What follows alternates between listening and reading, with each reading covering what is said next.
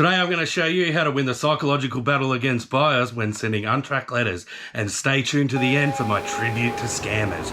Let's go!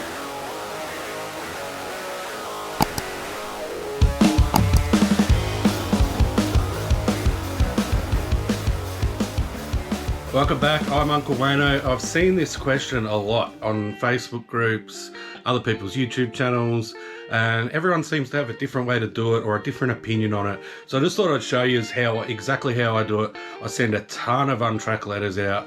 I sell a lot of DVDs, video games, CDs, stuff like that. They all go as untracked letters, and I very, very rarely lose a package. Now I know a lot of sellers have given up on sending untracked letters, but really I just think you're losing money. You're just wasting money by sending them tracked. Now I know a lot of people just think that Australia Post are hopeless, and well, they are a little bit, and they lose a lot of packages, but in reality they don't.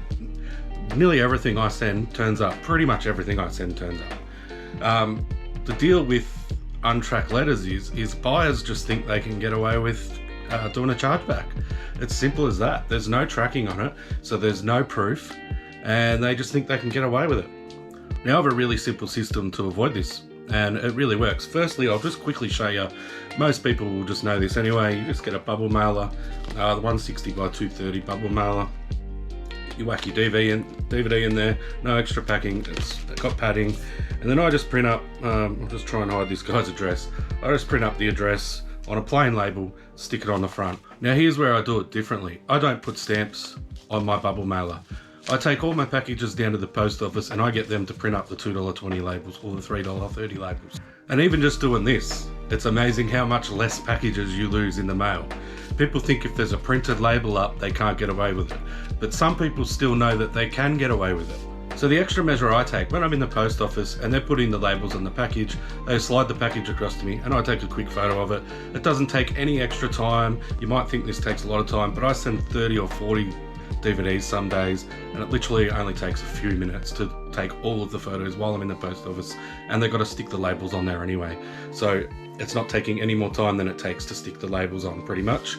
And then when I get home, I send each buyer a personal message, and I attach the photo to it. It's just a copy and paste message, so it really doesn't take much time at all. Just really quickly go through, copy and paste each person and add their photo to the message.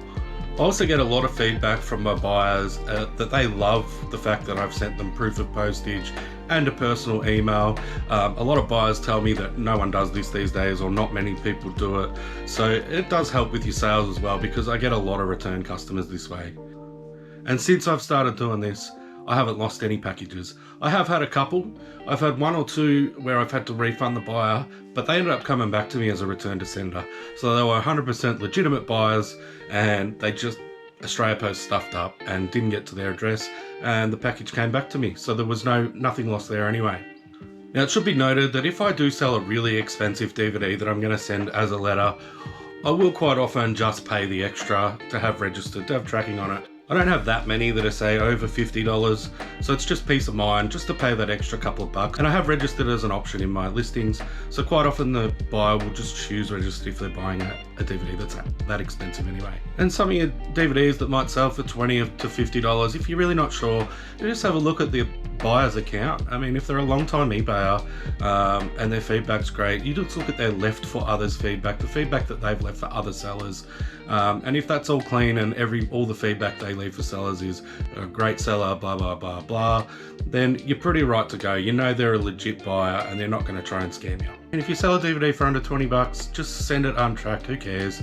The reality is, if someone does scam you, there's very few people that actually do it, and if someone does, the money you're going to save from paying the extra shipping on all of your packages is going to far outweigh the money you're going to lose from a couple of fuckwit scammers. So that's it for today's one, a really quick one. I just wanted to get this out there because I have seen tons about it lately in the last few months. I've been doing this for a long time, and I literally just don't ever have any packages go missing, touch wood.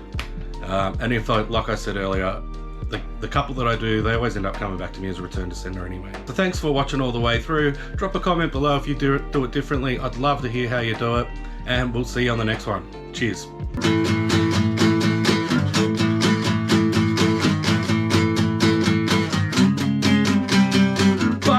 City is a place where you belong.